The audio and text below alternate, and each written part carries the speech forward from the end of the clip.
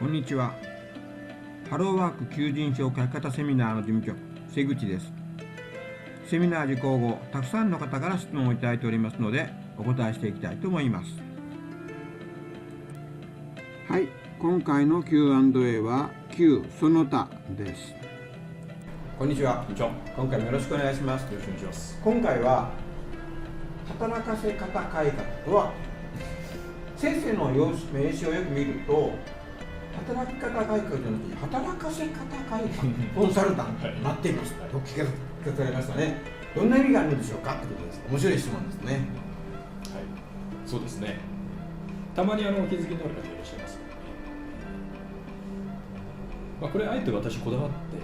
働かせ方というふうにルビを振って入れてます。というのがこの働き方改革というのは、政府が今一生懸命旗振っているということなんですけど、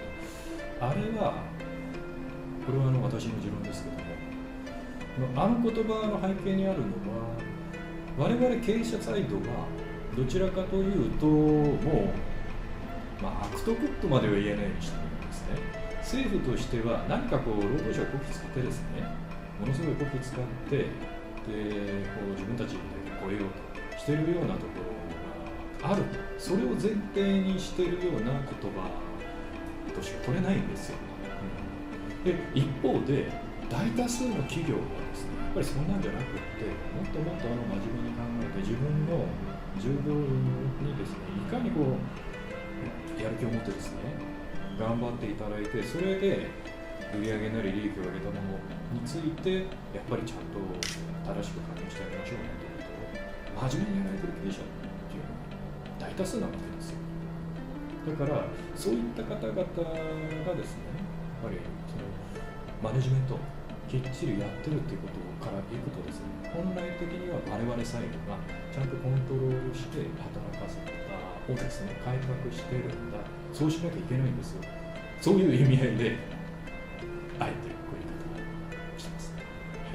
なかなかね、名詞パッと見てですね、気づかれる方少ないと思いますが、やっぱり気づく方もおられているということで、私も思うんですよね。働き方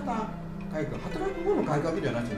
働いてもらうんだというところですね、働かせ方改革が非常に大事だと思いますし、その姿勢が大事なんで、私はこの政府の方も働き方改革じゃなしに働かせ改革に絶対すべきだと思いますね。でもやっぱりそれを標榜しておられる名詞になって書いておられる今の先生、すごいなと思います。